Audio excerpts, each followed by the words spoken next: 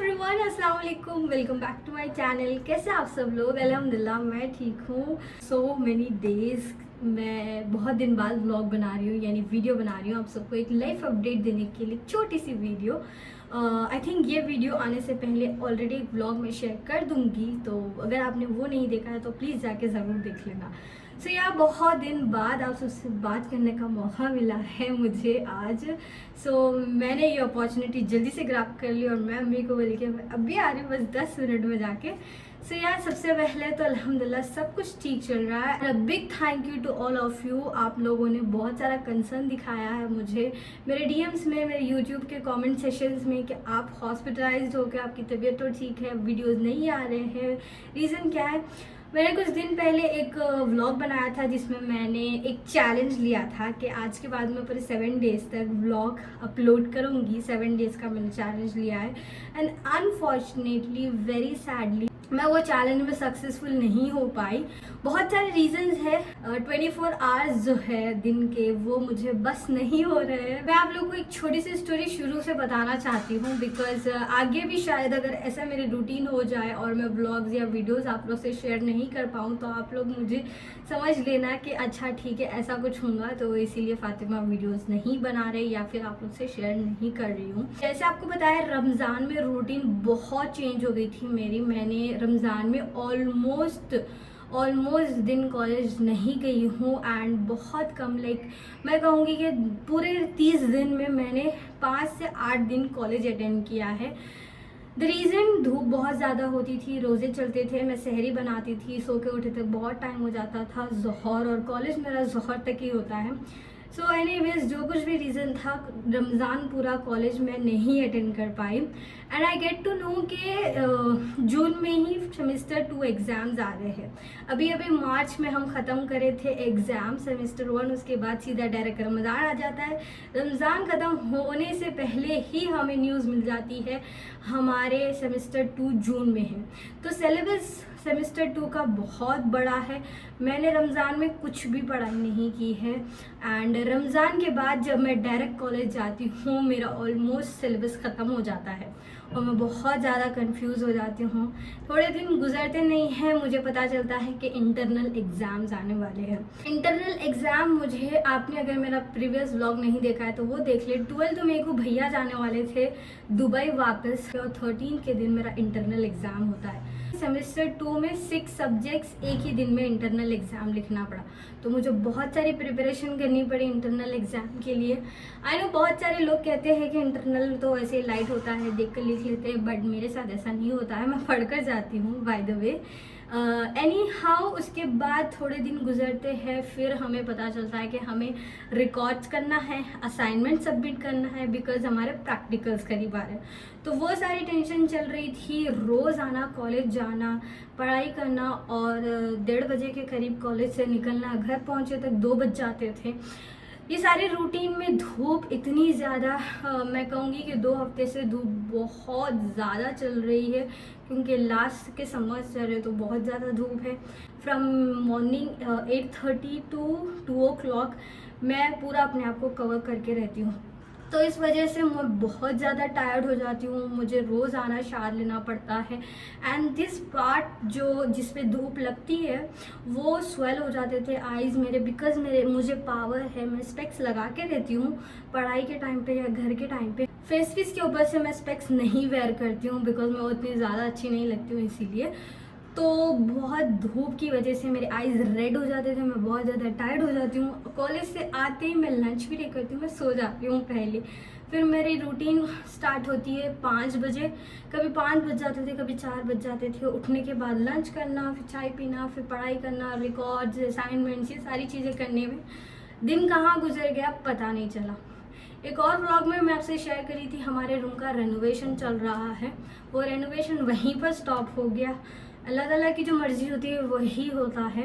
वो रेनोवेशन वहीं पर स्टॉप हो गया है, अभी तक भी स्टार्ट नहीं हुआ, बिकॉज मैं बहुत बिज़ी हूँ, बहन भाई बहुत बिज़ी है, बड़ी बहन बहुत बिज़ी है, घर पे बच्चे हैं, मम्मी बहुत बिज़ी है। तो भी ऑनेस्ट मैं सच बोलना चाहूँगी कि प्रैक्टिकल ना ही उतना हार्ड होता है, ना ही इतना ईजी होता है।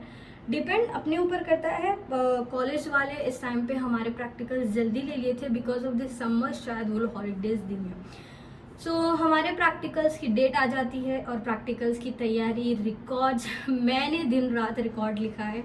मेरा ये जो राइट हैंड है वो अभी तक भी पेन है। कल हुआ 20 मई को और 22 मई को बिजी। मम्मी खुद परेशान है, मैं घर का एक काम नहीं कर पा रही हूँ because of my studies, because of my records, because अभी तक भी स्टडीज़ बस मैं रेगुलर डेज में जो पढ़ा रहे हैं वही फॉलो कर रही हूँ। अभी तक भी रिवीजन कुछ नहीं हुआ है सेमेस्टर 2 का। अब इंशाल्लाह ताला अगर ये लोग हॉलीडेज डिक्लेयर करेंगे तो आई मस्ट बी लर्न और प्रैक्टिस और रिवाइज माई सेमेस्टर 2 पोर्शन। और मुझे रात होते ही जल्दी नींद आ जाती है, फिर मैं सो जाती हूँ। और मुझे व्लॉग्स बनाने के लिए थोड़ा कंटेंट दिल को नहीं लगता। मैं बोलती हूँ कि इतना थोड़ा कंटेंट लेके मैं क्या ही करूँ, क्या ही बनाऊँ। जस्ट 2 मिनट का कंटेंट में क्या ही शेयर करूँ आप सबसे। मुझे बहुत बड़ा वाला कंटेंट चाहिए और बहुत अच्छा वाला, जो एक मतलब एक क्लियरिटी दे मेरी लाइफ की। इसीलिए मैं सोचती हूँ कि एक अच्छा टाइम जब आएगा वो मैं आप सबसे शेयर करूँगी। ये क्या बिजी स्केड्यूल, लोग बिजी स्केड्यूल से फ्री होकर मेरी एक अच्छी लाइफ देखना पसंद करते हैं। मेरी क्या, कोई भी व्लॉगर की मतलब माइंड फ्री होने के लिए, उसमें भी ये लोग किसी की भी बिजी लाइफ देख रहे हैं। It is not like that. मैं नहीं चाहूँगी कि ऐसा कुछ भी हो। तो I am extremely sorry with you all अगर मेरे से आप लोग को थोड़ा सा भी डिसअपॉइंटमेंट हो रहा हो, तो मैं ऐसी नहीं हूँ। बिकॉज द रीज़न वाई मैं अपने आप को इतना सीरियस नहीं ले रही हूँ व्लॉग्स में और स्टडीज़ में इतनी इन्वॉल्व हो रही हूँ। पहली चीज़ तो मुझे सेमेस्टर एग्ज़ाम्स के बारे में वो 2 इयर्स में कुछ पता नहीं था कि सेमेस्टर्स कैसे होते हैं और मुझे कुछ एक्सपीरियंस था नहीं। एंड जब मुझे एक्सपीरियंस हुआ तो मैं बहुत ज़्यादा शॉक हो गई, क्योंकि हमेशा से लाइक हम तो एनुअल एग्ज़ाम लिखते थे और सेमेस्टर्स तो 3 मंथ्स में एक होते हैं। इस तरह से मुझे बहुत ज़्यादा कन्फ्यूज़न अभी भी है कि कैसे मैं अपने सिलेबस को कवर कर पाऊँ विद इन 3 मंथ्स। तो I think every semester student will learn how to cover the 3 months syllabus till 4th semester और 5th सेमेस्टर और 6th सेमेस्टर तक वो लोग समझ जाएंगे कि अच्छा ऐसा हमको कवर करना है। 1st, 2nd, 3rd सेमेस्टर में तो सबको डिफ़िकल्टी होती है, मैं ऐसा मानती हूँ, क्योंकि किसी को भी इस चीज़ की प्रैक्टिस नहीं होती है कि कैसे करना चाहिए। बट आई नो कि 4th और 5th 6th सेमेस्टर में हम लोग सीख जाएंगे कि कैसे इस चीज़ को कवर करना है। इसके अलावा 2 साल में मैं नीट जो प्रैक्टिस कर रही हूँ थी नीट के लिए, तो वो बहुत बड़ा टाइम है मेरे लिए। और आई फील लाइक कि मैंने 2 साल अपने गवा दिए हैं।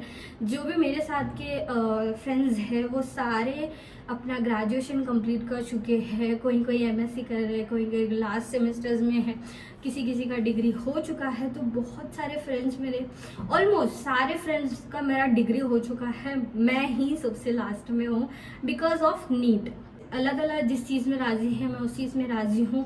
Finally after 2 years I believe in my faith कि जो मेरे नसीब में होता है वही मुझे मिलता है, चाहे बंदा कितना भी कोशिश कर ले उस चीज़ के लिए। साल बहुत बड़ा टाइम होता है एक स्टूडेंट के लिए। एनी हाउ बस मैं चाहती हूँ कि मैं सेमेस्टर में एक भी बैकलॉग नहीं रखूँ, क्योंकि मैं बचपन से लेके आज तक कभी भी फेल नहीं हुई हूँ किसी भी फील्ड में। तो मैं हमेशा कोशिश करती हूँ कि सिलेबस बहुत ज़्यादा है, टाइम बहुत कम है। मैंने 2 साल सिर्फ एक चीज़ पे फोकस की है, तो ये मेरे लिए एक बैरियर ना बने कि मेरी अंडरस्टैंडिंग कम हो जाए, मुझे किसी भी चीज़ में प्रॉब्लम हो कि मैं ये नहीं समझ पा रही हूँ या मैं अपनी ओन से नहीं लिख पा रही हूँ या मेरी इंग्लिश कमज़ोर हो गई है। मैं नहीं चाहती हूँ कि ये सारी चीज़ें मुझे पास करने के लिए बैरियर बने। तो मेरी हर दिन कोशिश होती है कि मैं अच्छे से अच्छा लर्न कर पाऊँ, स्पेशली न्यूट्रिशन सब्जेक्ट। और मैं कोशिश करती हूँ चाहे एक चीज़ ही क्यों ना हो, मैं रोज़ाना उसकी नॉलेज गेन कर पाऊँ। एनी हाउ बस यही रीज़न है मैं अपने स्टडीज़ पे ज़्यादा फोकस कर रही हूँ rather than this my YouTube journey. चाहूँगी कि आप लोग मुझे कमेंट सेशन में बताएं कि मैं और आप सबसे क्या शेयर करती हूँ। आप लोगों ने, बहुत सारे लोगों ने मुझे प्रैंक के बारे में बताया, बहुत सारे लोगों ने मुझे चैलेंजेस के बारे में बताया, बहुत सारे लोग मुझे बहुत सारी चीज़ें बता रहे हैं, but tell me what I can do with my hijab and with my बुरखा, विद माई आइडेंटिटी कर सकती हूँ, वो मुझे बताए। चैलेंजेस के बारे में ज़रूर मैं इंशाल्लाह सेमेस्टर 2 के एग्ज़ाम्स के बाद सोचूंगी। मैं जब भी ये कहती हूँ मुझे बहुत ज़्यादा शर्म आती है, बिकॉज अगर मैं नहीं कर पाऊँगी मुझे एम्बैरेसमेंट होती है, इसीलिए मैं सोचने से बोलने से पहले बहुत सोचती हूँ। जब मैंने 7 डेज़ का चैलेंज लिया था तभी मैं बहुत ज़्यादा सोच के डिसीजन ली थी कि yes I will do, but जैसे ही मैं चैलेंज लेती हूँ उस दिन मुझे पता चलता है 12 के दिन भैया जा रहे हैं और 13 के दिन मेरा इंटरनल एग्ज़ाम है। उसी दिन मुझे पता चला है, इतनी बड़ी, मतलब अल्लाह ताला का सिस्टम है शायद, मैं समझती हूँ कि जो अल्लाह ताला चाहते हैं वही होता है। बस बंदा चाहे कितनी भी ख्वाहिशात बना ले, चाहे गुमान बना ले कि हम ये करना है, वो करना है, ये करना है, वही होता है जो अल्लाह ताला चाहते हैं। बस मैं इस चीज़ पे यकीन करती हूँ। So yeah, thank you so much for watching this video and listening to my bug. And इंशाल्लाह मैं आप लोगों को जल्दी मिलूँगी very soon। तब तक के लिए अपनी खास दुआओं में मुझे याद रखना।